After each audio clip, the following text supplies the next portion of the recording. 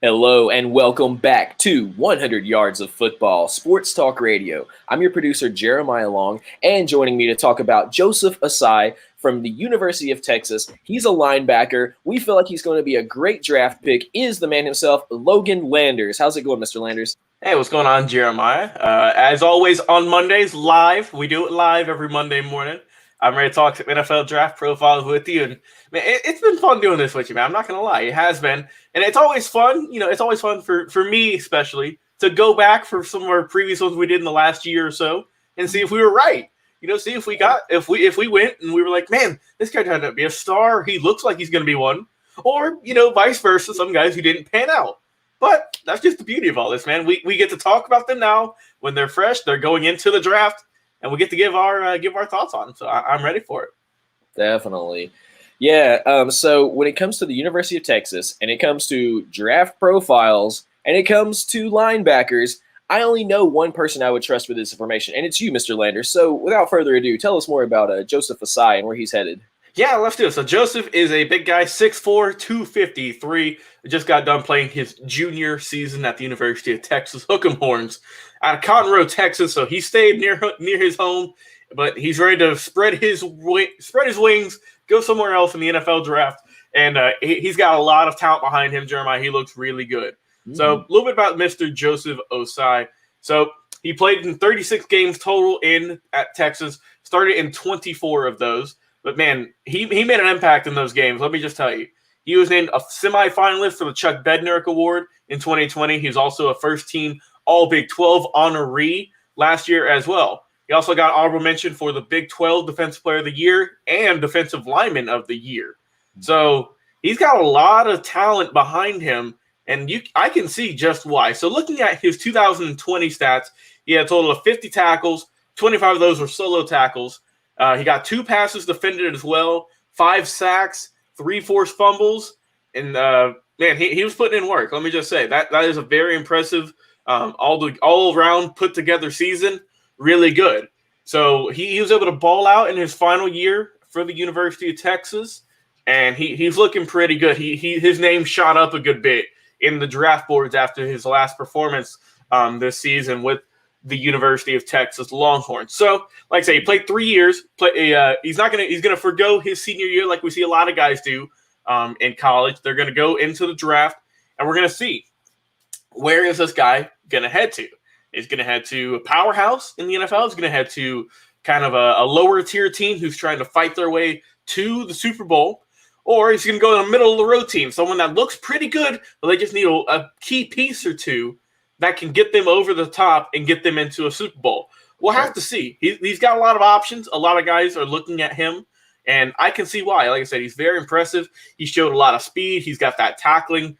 That's always very crucial at the linebacker position. That's one of the more key positions on defense, Jeremiah, because majority of the time you're standing in the middle of the field and you're trying, you're trying to get the ball. You're trying to get the ball out either in a pick or you're trying to get a sack. We saw he got a couple sacks. He's got a couple passes defended as well. So he can do just about anything that you're looking for in a linebacker. He's really impressive. He's got a lot of speed, which is always wonderful to see. NFL loves that. You got to have speed on your guy to guard. Whether you got the running back coming at you who's always going to be shifty, trying to juke you at your shoes, or you got a wide receiver going to be crossing over in your island there. You got to be able to keep up with those guys.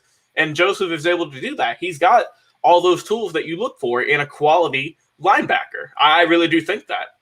Like I said, he just got off of a bunch of awards list as a nominee. So he didn't win them, but hey, it's always good to be a nominee on some of those lists too, because that's going to make your draft rank go up even higher. So I do think that, yeah, even though he didn't win some of those, being a nominee, that did help his credibility, I believe, because coming into his 2020 season, he didn't have his 2019 season, he had a really good year. So those 2 years really helped kind of cement his legacy at Texas going into the NFL. So I'm gonna go back to 2019 because that was his kind of breakout year. I'd like to say he had 2 interceptions, 1 forced fumble, 5 sacks as well, 1 pass defended, and he had 90 total tackles. So he did really good. Both of those 2 years, I think, really helped culminate into a solid year, into a solid draft stock, I think. It's always good to see that, a guy from Texas is going to be looking good. They've produced a lot of really good guys over the years. Texas is one of the most historical colleges in college football history. You look at some of those names, you got Georgia, you got Florida, of course, you got Notre Dame, Clemson recently, Alabama. But you got to throw Texas up there too. Texas has been one of the key colleges for a long time now, and it's hard to go there and be impressive. It really is. And I know Texas hasn't had the best win-loss record over the past couple of seasons, but they can always produce a good amount of stars, whatever side of the ball that they are on. And Joseph, being a linebacker, he's got some shoes to fill, man. Whatever team he goes to, because it's hard. It's hard to be a good linebacker in the NFL. It really is, because you got to have, like I said, you got to basically have all 5 tools to be able to be a star in the league. We see guys who have about 1 or 2 good abilities. They have either speed, but they just can't keep up with their receiver, or they can't tackle the best. But I think Joseph has a good qualities. He's able to do all those things I just mentioned.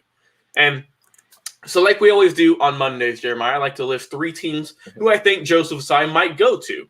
Yes. So my first team that I think that he might head to, that I think would be, the best fit for him and the best chance for him to get on a winning team, is the Cleveland Browns. So the Cleveland Browns just had a phenomenal 2020 season. They made the playoffs for the first time in seemingly forever. They have a really good quarterback with Baker Mayfield. They got Odell Beckham Jr., who's coming off of an injury. Jarvis Landry. They have a really good defensive core as well. But they do need a little bit of help, though, at the linebacker position. And what better fit for Joseph Ossai than go to a team that's looking like, at least on paper again, that's going to be heading to the playoffs. That way he can get a couple playoff experiences in as well. So I think that would be a good fit for him, kind of plug him in, and that would be, hopefully get him his first taste of playoff experience. Now, another team I think that he might head to that might also get him in the playoffs, the Green Bay Packers. We all know the Packers, led by Aaron Rodgers.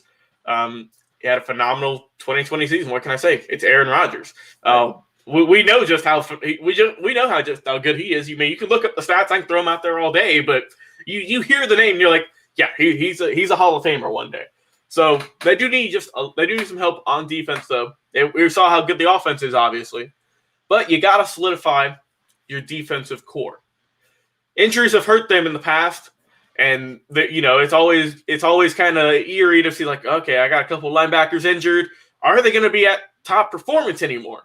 Right. You never know. They might take a step back. Why not go ahead and just draft one? Why not draft a young guy coming out of Texas? He's still, he's still pretty young, so he can definitely get some years on him, get some experience, and help out the guys out there in Wisconsin with Green Bay. So it's going to be interesting to see where he heads to. A lot of the Packers linebackers did get beat in the passing game. They weren't the best in coverage, and that's where Joseph steps in. That's where I think he could really come in, and he could really help out that Packers linebacking core. So I got the Browns. I do have the Packers. Those are my 2 teams. But for my third team, I could go the easy route. I could go, the Detroit Lions. I could go the Jacksonville Jaguars. Teams that seemingly need every position. But I'm going to go with a team who's kind of an underdog, who still has a couple of good pieces, and they just need a few more, I think, to really get back to their winning ways. I'm going to go to a team that was in the Super Bowl a couple of seasons ago that kind of fell off the wayside. I'm going to go with the Carolina Panthers. Okay. The Panthers, they do need a little bit of help. They got Teddy Bridgewater as their quarterback right now. It's looking like that's going to change, looking like they're going to probably draft a new quarterback in this year's season. So it looks like they're going to start fresh. They're looking like they're going to get a new quarterback. Why not beef up your defense as well? They've got beat on defense a lot last season. We saw Luke Kuechly, of course. He hasn't been there. That was their anchor, back on the defensive side of the ball. But ever since then, they've yet to find a star linebacker to replace him, honestly. You had Shaq Thompson come in, and people thought that he was going to be the one who would take over Kuechly's spot, but he didn't have a good season last year, not at all. It just didn't turn out to be the best. So they are looking to fill that role, and I think Joseph Ossai could come in. He'd start a lot. He'd get a lot of snaps with the Carolina Panthers. I think he'd get more snaps with the Panthers, I think, than he would with the Browns and the Packers. So if he goes to Carolina, he'd get a lot more playing time, I think. He'd be on the field more. He'd get more experience. He'd just get better. It's always crucial because you can always lift as many weights as you want, watch as much game film, but it's important to get that on the field experience in the NFL, seeing those guys coming at you, learning the plays, learning the routes that the guys are going to be running on you. And I think that if he does go to Carolina, I think he's going to get the best quality experience. He's going to get the most playing time. He's going to get the most snaps. And so I think that will be a good fit for him there. But it'll be interesting. Be sure, guys, to leave a comment where you think he'll go. I might be wrong on all these three. Who knows? I mean, he might go somewhere else completely off my radar. But, hey, those are my 3 picks. So that's who I feel good about where Joseph Ossai is going to go. But whatever team he ends up on, we hope for the best of him here at 100 yards of football. I know that. Whew. Well, I'll tell you, like, between the Carolina Panthers, Green Bay Packers, and Cleveland Browns, I'm sort of hoping he does go with Carolina Panthers. Because if they pull him in like that, just like you were saying, they have some pieces, they have some parts where they could start pulling together another team that could really start competing for championships again. But they gotta make those strides now during the draft so that they can start rebuilding. As we say in the college world, it's not necessarily ever a rebuilding year in the NFL, but for the Carolina Panthers, it is a great opportunity to start putting those pieces back into place so that they can really compete on that highest level. So everybody who's watching, make sure that you tell us what you think. Do you think that Joseph Ossai is going to go to Cleveland? Do you think that he might go to Green Bay, or do you think that he might go to Carolina, or do you think he might go somewhere else?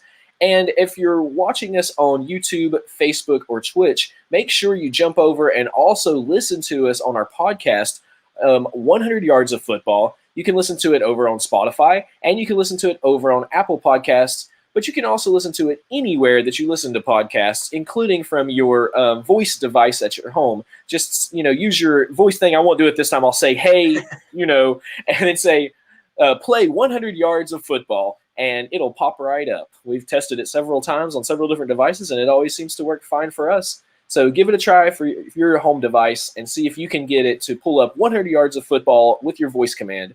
So for the entire team, I'm Jeremiah Long, and this is Logan Landers, and we'll see you on this